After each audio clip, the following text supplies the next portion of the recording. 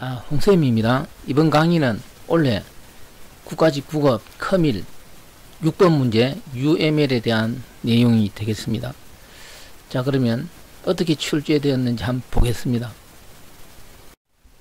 6번 문제 유스 케이스 해당하는 문제인데 설명하기 전에 이 UML 문제가 지금까지 국어에서는 거의 출제되지 않았습니다. 해서 작년까지, 저작년까지는 거의 출제되지 않았고 작년에 조금 출제될 것 같은 기본적인 거 나오고, 근데 앞으로는 더 많이 나올 가능성도 있습니다.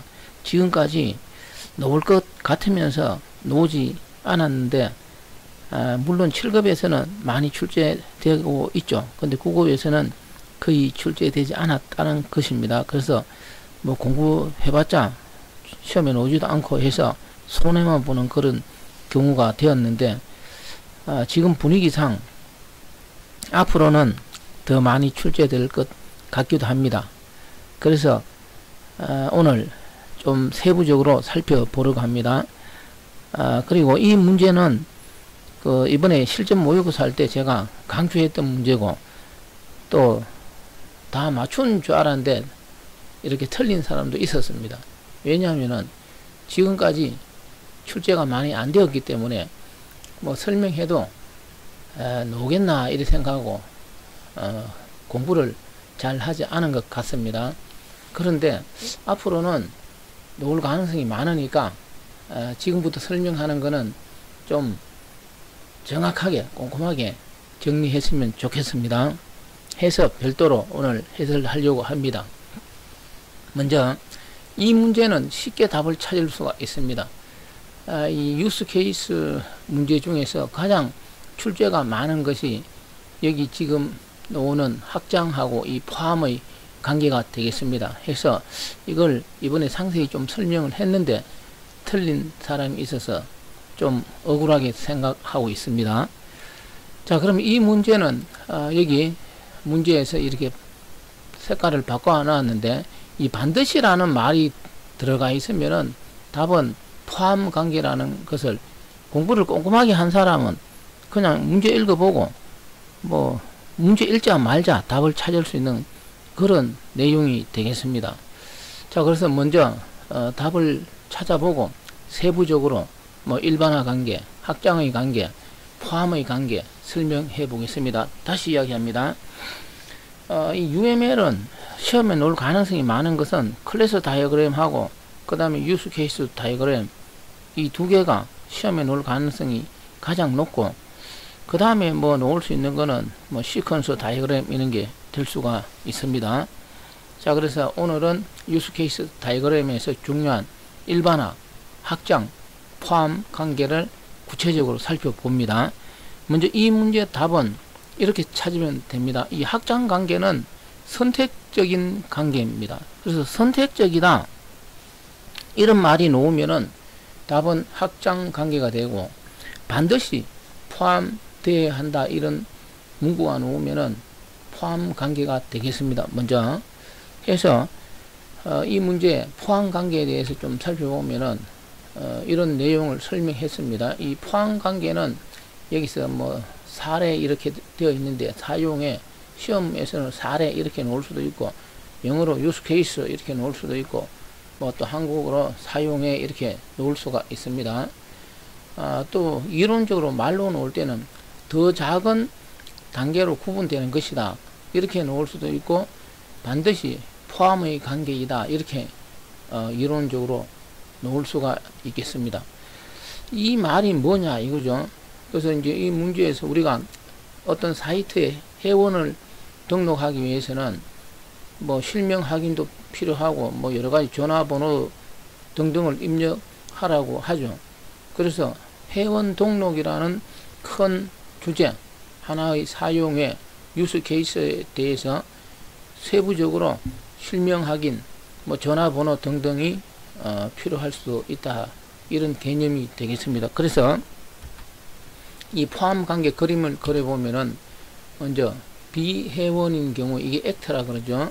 인 경우에 이 갈로 안에 든 이 내용이 유스 케이스, 뭐 사례가 되겠습니다. 그래서 이 회원을 등록하기 위해서는 이런 실명 확인, 전화번호, 약관 동의 이런 게 필요합니다. 그래서 이 점선 하살표로 이렇게 그리면서 이렇게 인클루드 이렇게 표기를 합니다.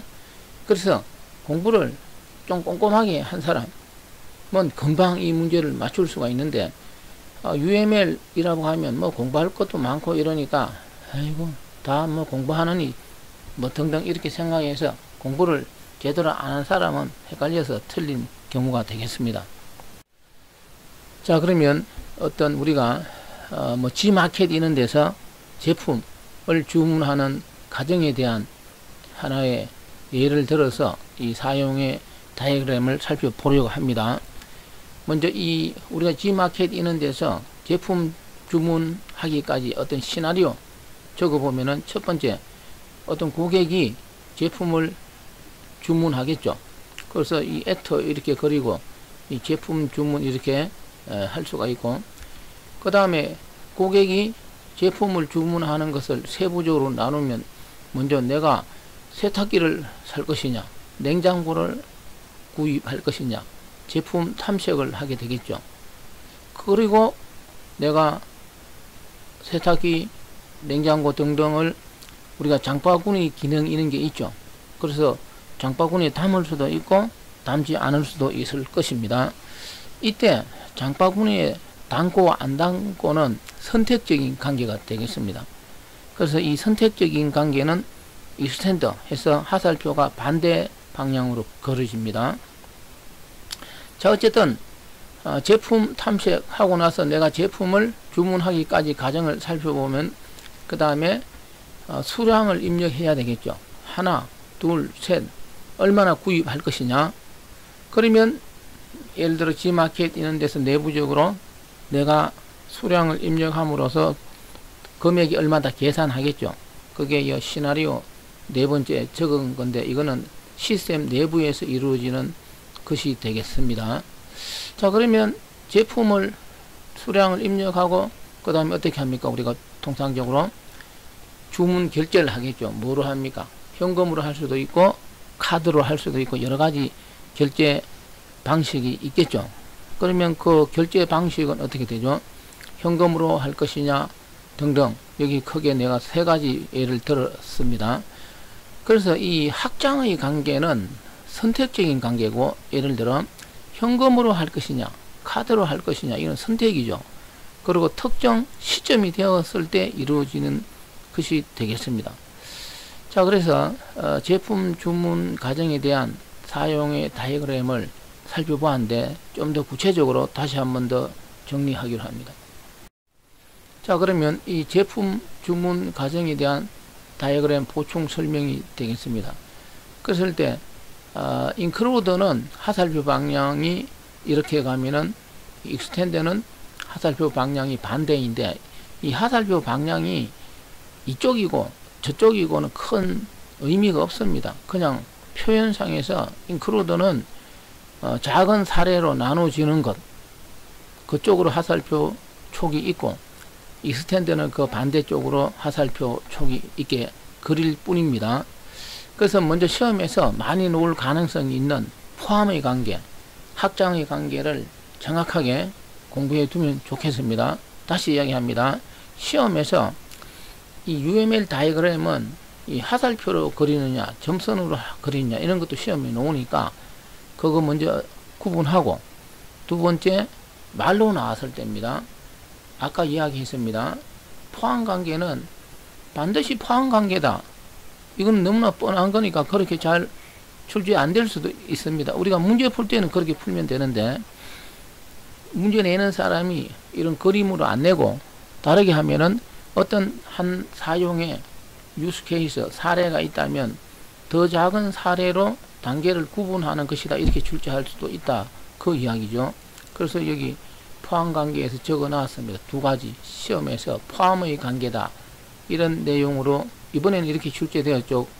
그런데 더 작은 단계로 구분되는 것이다 이렇게 출제될 수도 있다.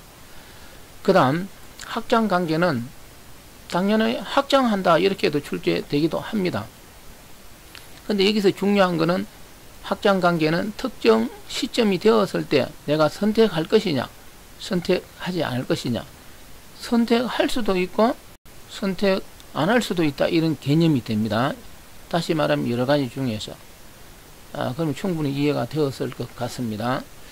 자, 그리고 마지막으로 이 사용의 다이어그램에서 일반화 관계가 있습니다. 이 일반화 관계는 상속의 특징을 지니게 됩니다. 우리가 객체 지향 언어에서 상속을 다른 말로는 일반화 이렇게 이야기합니다.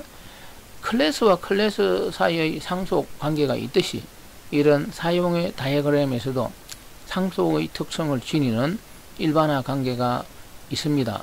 그래서 이 일반화 관계는 사용의 다이어그램에서는 유스 케이스와 일반화 관계도 있고 액터 사이의 관계도 일반화 관계가 정의될 수가 있습니다. 그랬을 때 우리가 일반화라는 것은 뭐냐, 일반적이다 이런 말은 추상적이다 이렇게 표현이 되고, 다르게 말하면 보편적이다 이렇게 표현될 수가 있고, 그 다음에 그에 이제 반대되는 개념으로 구체적이다, 어떤 특수하다 이렇게 이야기가 될 수가 있습니다. 해서 그림을 그려보면은 아래에 그림이 나왔는데, 우리가 어떤 사이트에서 내가 게시판 있는 데서 내가 뭐 어떤 좋아하는 글을 읽고자 합니다. 그러면 어떤 글을 검색한다 이렇게 이야기할 수 있을 때 어떤 유저가 이 글을 검색하는 구체적인 방법은 여러 가지가 있을 수가 있습니다. 주제별로, 날짜로, 어떤 저자, 어떤 이름으로 검색을 할 수가 있겠죠. 그랬을 때 이런 단순하게 글을 검색한다라는 것은 일반적인 유스 케이스가 되고, 구체적으로 주제별, 날짜, 이름, 이거는 구체적인 내용이 되겠죠. 해서 글을 검색한다라는 것하고 이렇게 주제별, 날짜별 이런 관계가 바로 일반화 관계에 있다 이렇게 이야기하고, 유스 케이스 다이어그램에서 그릴 때는 이렇게 화살표 이런 모양, 삼각형 모양이 일반적인 유스 케이스 쪽으로 가도록 그리게 되겠습니다. 이 부분은 뭐 시험에 나오진 않았지만 사용의 다이어그램에서 크게 시험에 놓을 수 있는 건 세 가지입니다. 포함의 관계, 확장의 관계, 그 다음에 일반화 관계가 되겠습니다. 그리고 단순 연결 관계는 뭐 이 부분이 있는데 이 연결되겠죠. 이 부분은 뭐 화살표로 그릴 수도 있고 화살표 없이 이렇게 그릴 수가 있습니다. 자, 이렇게 해서 사용의 다이어그램 시험에 놓을 수 있는 거 살펴보았습니다. 앞으로 시험에 놓으면 틀리지 않도록 꼼꼼하게 잘 정리하시기 바랍니다. 마지막으로 하나 이야기하고 싶은 것은 이 UML 다이어그램은 어떻게 그릴 것이냐, 이거는 유일한 정답은 없습니다. 상황에 따라서 뭐 이렇게 볼 수도 있고 관점이 다를 수 있으니까요. 어떤 프로젝트 시스템 개발에서 하나 예를 들어 보면은 우리가 뭐 G마켓 이런 데서 어떤 우리가 물건을 구입할 때 로그인을 해야 되죠. 그러면 예를 들어 로그인을 하지 않고는 제품 구매를 못 하죠.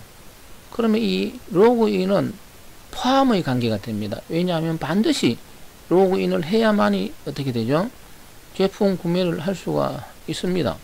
그래서 현실에서 이런 UML 다이어그램을 그리게 된다면은 로그인과 같은 거는 당연히 포함의 관계로 그려지는데, 그렇지만 반드시는 아니에요. 왜냐하면은 어떤 G마켓 이런 상인이 막 돈을 진짜 많이 벌고 싶어. 그러면 사람들이 로그인 하는 게 귀찮아. 그러면 로그인 하지 않고도 막 물건을 구매할 수 있도록 해주면 어떻게 될까요? 포함의 관계로 안 그려도 되겠죠. 예를 들자면은. 그래서 하는 이야기가 이 UML 다이어그램에서는 반드시 그렇게 그려야 한다 라는 유일한 것은 없습니다. 자, 이렇게 해서 UML 다이어그램 설명을 이번 강의는 여기까지 합니다. 자, 국가직 시험 문제 6번이었습니다.